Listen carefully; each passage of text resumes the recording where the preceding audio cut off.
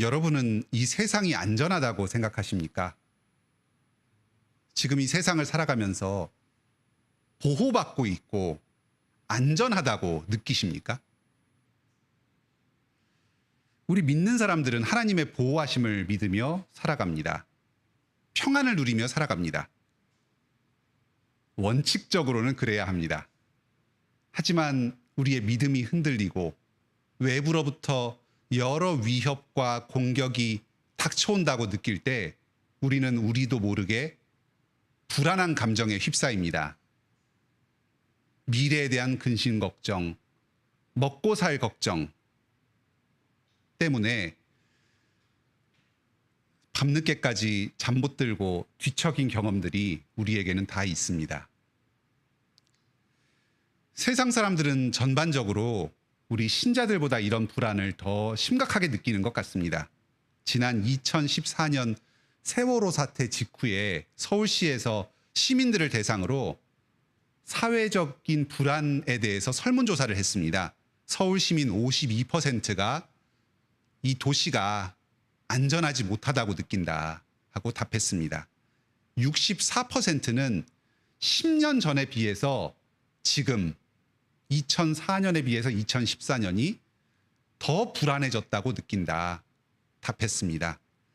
아마 이 비슷한 조사를 지금 다시 하면 더 높은 숫자의 사람들이 불안감을 느끼지 않을까 싶습니다. 사회에 대한 불안감을 느끼는 사람은 비단 우리나라만의 문제는 아닌 것 같습니다. 독일의 사회학자 란터만이 지난 2016년에 불안사회라는 책을 써서 화제가 되었습니다. 오늘날 사회적인 불확실성이 증대되고 있고 많은 사람이 불안을 느끼고 있는 게 세계적인 현상입니다. 그 결과 사람들은 안정을 추구하기 위해서 집단적인 여러 병리적인 활동들을 사회적으로 이루어 나갑니다. 외국인 혐오, 귀농 현상, 외부인 출입 제한 시설의 증가, 각종 운동에 몰두하면서 신체 능력을 향상시키기 위해서 노력하는 것, 채식주의, 집단적인 열광주의, 이런 것들이 개인과 집단의 불안을 해소하기 위해서 통제할 수 있는 것들을 누리기 위해서 사람들이 벌이는 일들이다 하고 분석합니다. 최근 미국이나 우리나라에서 대통령 선거가 벌어질 때에 진영 논리가 매우 극단화되는 사회적인 열광주의가 점점 심화되는 모습을 보았습니다. 이런 것들이 그만큼 사람들이 사회 속에서 안정을 찾지 못하고 불안을 느껴서 집단 속에 자기를 넣고자 하는 그런 심리에서 비롯된 것이란 분석입니다. 상당히 설득력이 있게 느껴집니다. 어떻게 하면 이런 전 사회적인 불안 속에서 우리는 안정을 느끼면서 살아갈 수 있을까요? 서울시의 보고서나 그 불안사회라는 책에서는 그 대안으로 시민사회의 사회적 합의를 도출해서 사람들에게 그 시민사회에 속했다는 소속감을 느끼게 함으로써 그 불안을 감소시켜야 된다, 이렇게 대안을 내놓고 있습니다. 일견 타당한 지적입니다. 하지만 어떻게 하면 그 사회적 합의를 도출하고 공동체성을 강화시킬 수 있을 것인가? 그리고 그런 공동체가 확보되기 전까지는 우리 한 사람 한 사람 개인들은 여전히 불안에 노출되어서 살아가야만 한단 말인가? 이런 문제에 대해서는 답을 주지 않고 있습니다. 오늘 말씀은 이 불안한 세상, 이 위협적인 세상에서 내가 의지할 것이 대체 무엇이겠는가 하는 답을 주고 있습니다. 잠재적인 경쟁자에 대한 공격을 통해서 나의 안전을 보장받을 수 없습니다. 돈이나 명예와 같은 물질을 가지고 내가 보호받을 수 있다, 이렇게 생각할 수도 없습니다. 오직 천지를 다스리시고 지금도 나를 지키시고 보호하시는, 함께 하시는 하나님의 그 약속의 말씀만이 우리가 붙들 수 있는 유일한 피난처이고 보호책입니다. 오늘 이 시간 우리를 향한 주님의 약속의 말씀을 다시 한번 붙잡으시다. 불안한 이 세상과 미래 가운데에서 위로를 누리는 복된 시간을 가지시기 바랍니다. 오늘 본문은 이스라엘이 40년 광야 여정을 마치고 가나안 땅으로 입성하기 직전의 사건을 다루고 있습니다. 이스라엘이 요단강 동편 모압 평지에 진을 치고 자리를 잡았습니다. 이제 요단강을 건너서 저 여리고성으로 들어가려고 합니다. 그런데 그 이스라엘이 진을 쳤던 그 모압 평지 바로 주변에 있었던 모압의 왕 발락이 그 이스라엘 백성들, 남자들만 60만 명, 어린이들, 여자들까지 다 합치면 한 250만 명 정도 되는 그 수많은 사람의 집단을 보고 두려운 마음이 든 것입니다. 22장 3절에 그는 심히 두려워했고 번민했습니다. 이스라엘 군대가 갑자기 방향을 바꿔서 우리를 공격해오면 어떡하나. 우리가 먼저 이스라엘을 쳐서 무너뜨려야 되는 건 아닌가? 사실 모압 왕이 이런 고민을 할 필요는 전혀 없었습니다. 이 모압은 아브라함의 조카였던 롯의 두 딸이 롯과 동침해서 낳은 자녀들로, 후손들로 이루어진 민족이었습니다. 이스라엘의 먼 친척벌 되는 민족이었습니다. 하나님께서는 동족을 공격하지 말고 그들에게 준 땅을 빼앗지 말아라 하고 명하셨습니다. 신명기 2장에 보면 그 하나님의 명령이 나옵니다. 그런데 이 모압의 왕 발락은 이 하나님의 말씀을 못 믿고서 그런 게 어딨냐. 힘 있는 사람이 기회가 되면 다 차지하는 거지 하는 자기 생각에 사로잡혀서 스스로 불안에 휩싸인 것입니다. 실제로 그렇습니다. 불안은 하나님의 약속에 대한 불신에서 싹틉니다. 모압 왕은 이스라엘에게 공격을 당하지 않으려고 꾀를 냅니다. 힘으로는 이스라엘과 전쟁에서 승리할 자신이 없었습니다. 지금까지 여호와 하나님께서 이스라엘을 보호하시면서 광야 생활 동안 전쟁에서 승리를 거두게 하셨습니다. 직전에도 아모리인과의 전쟁에서 큰 승리를 거두었습니다. 그 보호를, 여호와 하나님의 이스라엘에 대한 보호를 무력화시킬 방법을 찾습니다. 당대의 유능한 예언자 발람을 청해서 이스라엘에 대한 저주의 말을 행하게 함으로써 하나님의 축복을 없애려고 합니다. 발람은 부올의 아들이고 부돌 지방에서 사는 예언자였습니다. 정체가 정확하게 밝혀지진 않지만 이방인 예언자였다는 건 확실합니다. 아마도 여러 정황들을 고려해 봤을 때 미디안 족속이 아니었을까 짐작이 됩니다. 이 사람도 하나님께 직접 구하고 하나님께로부터 답을 듣는, 하나님과 말씀을 나누는 그런 특별한 사람이었습니다. 하나님께서는 참으로 온 천하를 다스리시고 이스라엘 민족뿐만 아니라 우리가 잘 알지 못하는 그런 사람들에게도 자기의 뜻을 이루시면서 온 세상을 통치해 가신다는 것을 이 발람 선지자의 예를 통해서도 엿보게 됩니다. 하나님께서는 이 발람이 모압으로 향하지 못하도록 막으십니다. 발람은 처음에는 초청을 거절합니다. 하지만 이 모압 왕이 다시 사신들을 보내서 더 특별한 대우를 하면서 발람을 어떻게든지 모셔가려고 합니다. 예언자 발람은 결국 초대에 응합니다. 왜 초대에 응했을까요? 이 모압 왕 발락이 제시한 부와 명예가 탐이 났기 때문입니다. 22장 20절을 보면 하나님께서 발람에게 가라고 허락하시면서 내가 너에게 이르는 말을 준행해라. 그 말만 따르고 너 마음대로 행동하지 말아라 하십니다. 그런데 바로 2절 뒤에 22절을 보면 진노하십니다. 발람이 모압 땅으로 향하는 것을 진노하십니다.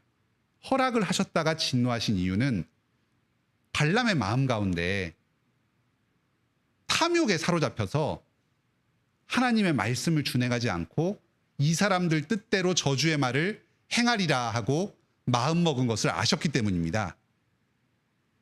사람들이 듣고 싶은 말, 대가로 돈을 주려고 하는 그 저주의 말을 하려고 마음을 먹고서 지금 발람이 길을 떠났습니다. 발람이 타고 가던 나귀가 자꾸 옆길로 새려고 그러고 앞으로 나가지 않고 길을 멈춥니다. 그러니까 이 발람이 나귀를 때리면서 이 나귀가 왜 이렇게 말을 안 듣냐 하면서 채찍질을 합니다. 그러니까 나귀가 말을 합니다. 발람을 꾸짖습니다. 발람은 선지자지만 하나님의 천사를 보지도 못했고 이 나귀가 멈춰선 이유도 알지 못했습니다. 왕의 초청을 받는 당대의 유능한 선지자였지만 오히려 이 짐승보다 못한 존재였습니다. 얼마나 무능한 선지자입니까? 또 이런 무능한 선지자를 초빙해서 이스라엘 백성을 대적하려고 하는 이 모압 왕은 얼마나 어리석은 왕입니까? 우여곡절 끝에 발람이 모압 땅에 도착했습니다. 발락은 발람을 데리고 제단을 쌓아서 이스라엘을 저주하는 말을 하라고 독촉을 합니다. 하지만 발람은 그 기대와 다르게 축복의 말을 합니다. 23장 10절입니다. 야곱의 티끌을 누가 능히 세며 이스라엘 4분의 1을 누가 능히 셀고. 이스라엘 백성이 셀 수 없을 정도로 티끌과도 많아질 것이다. 수없이 번성할 것이다 하는 축복의 말입니다. 이 말을 들은 발락 왕이 애가 탑니다. 저들을 어서 무찌르고 우리의 안전을 도모해야 하는데 저들의 수가 많아진다니 이게 웬 말이냐? 왜 너는 저주의 말을 하지 않고 축복의 말을 하느냐? 발람은 항변합니다. 하나님께서 말씀을 주시는데 어떻게 내가 다른 말을 할 수 있단 말이냐? 발락은 발람을 다른 곳으로 데려가서 또 제단을 쌓고 저주의 말을 하도록 청합니다. 발람이 또다시 예언합니다. 23장 21절입니다. 야곱의 허물을 보지 않으시며 이스라엘의 반역을 보지 않으시는도다. 여호와 하나님이 그들과 함께 계시니 왕을 부르는 소리가 그들 가운데 있도다. 하나님께서 이스라엘의 죄를 모두 용서하시고 그들과 함께 계신다. 그들이 왕을 구하니 그들에게 곧 왕을 주실 것이다. 지금은 백성들이 모세나 여호수아와 같은 지도자들의 지도 아래 인도를 받았고 어떤 국가적인 체계적인 조직이 이루어지지도 않았는데 이렇게 강대한 세력을 형성하고 있습니다. 그런데 모압이나 주변의 다른 나라 같은 왕이 생기고 그 체계가 잡히면은 얼마나 위협적인 존재가 될 것인가. 모압 왕은 또다시 애가 탑니다. 또 다른 장소로 데려가서 예언을 시킵니다. 발람이 다시 예언을 합니다. 24장 5절입니다. 야곱이여 이스라엘이여 너의 장막과 너의 거처들이 어찌 그리 아름다운고 그의 왕이 아갑보다 높으니 그의 나라가 흥왕하리로다. 아각은 아멜렉 족속의 왕 이름입니다. 아멜렉을 무찌른 그 이스라엘이 더욱더 흥왕해질 것이다 하고 예언하고 있습니다. 또 24장 17절입니다. 한 별과 한 통치의 막대기가 이스라엘에서 일어나서 주변 모든 이방 민족들을 무찌를 것이다. 이런 축복의 말들을 전부 마친 뒤에 발람은 자기의 고향으로 돌아갔습니다. 이제 더 이상 어쩔 수 없었던 모압 왕 발락도 자기 길로 돌아갔습니다.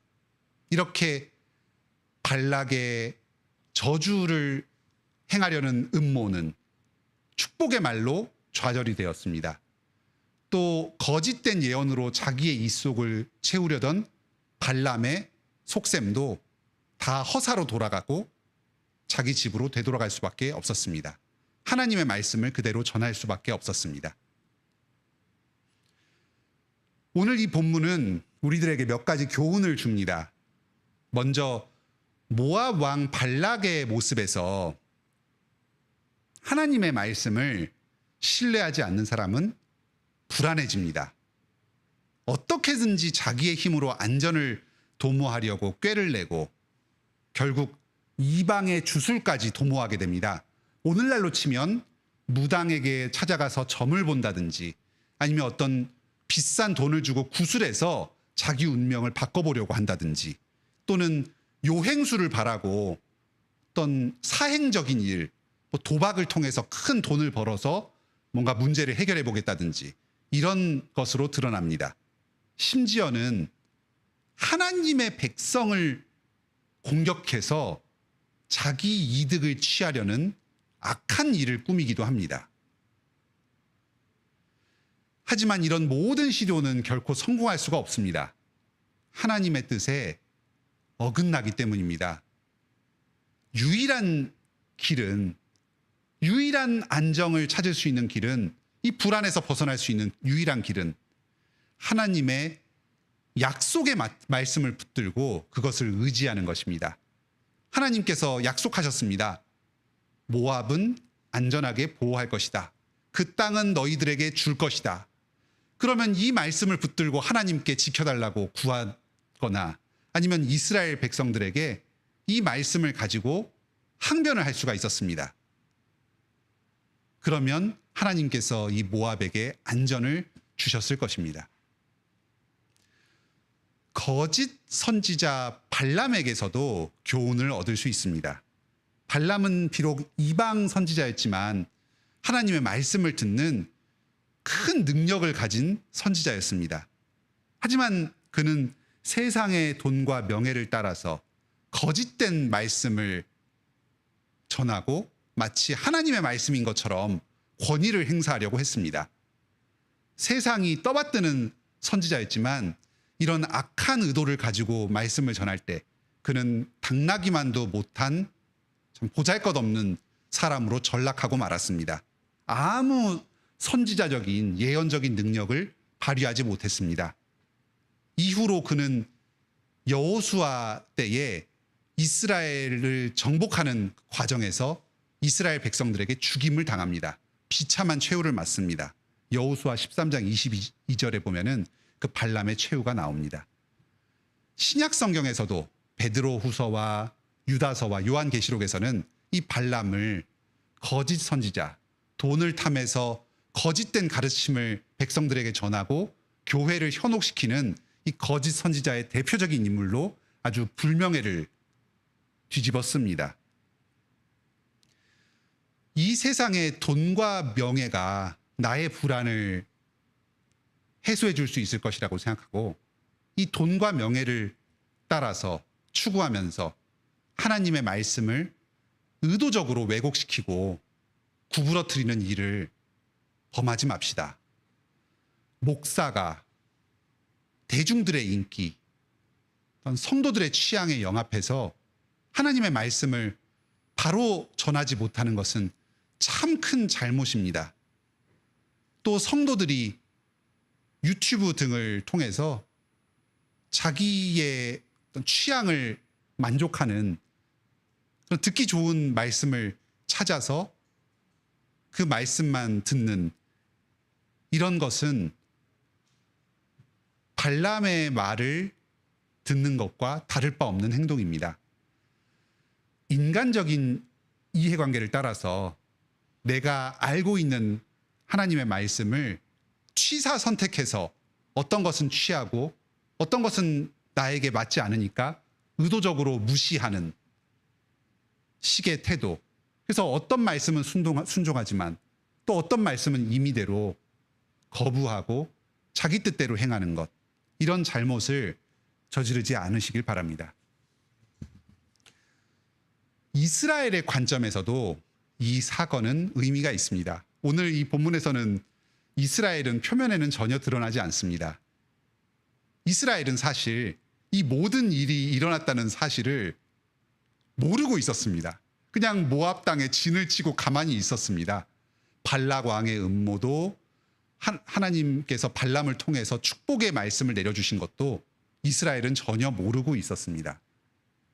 이스라엘이 알지도 못하는 사이에 하나님께서는 이스라엘을 그 악인들의 음모에서 지켜주시고 오히려 축복의 말씀을 내려주시면서 그들의 앞길을 풍요롭게 예비하고 계십니다. 이 사실을 반드시 아시기 바랍니다. 천지를 지으신 하나님께서 그리스도 안에서 지금도 우리의 아버지가 되십니다. 우리를 지키시고 보호하시며 복주고 계십니다. 현실의 어려움, 또 미래의 잠재적인 위협들, 불확실성, 이런 것들 가운데 너무 불안해하지 마시기 바랍니다. 우리를 사랑하사 우리를 위하여 십자가에 못 박히신 예수 그리스도께서 항상 우리와 함께 계시기로 약속하셨습니다. 볼지어다 내가 세상 끝날까지 너희와 항상 함께 있으리라. 아멘. 이 약속의 말씀 붙드시기 바랍니다. 너희는 마음에 근심하지 말라. 하나님을 믿으니 또 나를 믿으라. 예수님께서 승천하시기 전에 제자들에게 주셨던 위로의 말씀입니다. 지금도 우리에게 주시는 위로의 말씀입니다. 누가 우리를 그리스도의 사랑에서 끊을 수 있으리요? 내가 확신하노니 사망이나 생명이나 천사들이나 권세자들이나 현재일이나 장래일이나 능력이나 높음이나 깊음이나 다른 어떤 피조물이라도 우리를 주 예수 그리스도 안에 있는 하나님의 사랑에서 끊을 수 없느니라. 아멘.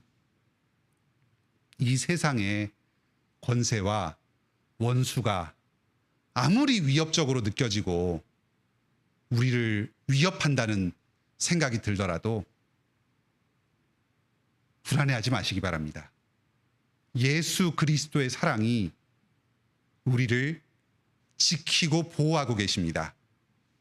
이 사랑 안에서, 이 약속의 말씀 안에서 참 위로와 평안 누리시면서 이 불안의 사회 가운데서 승리하는 여러분 다 되시길 바랍니다.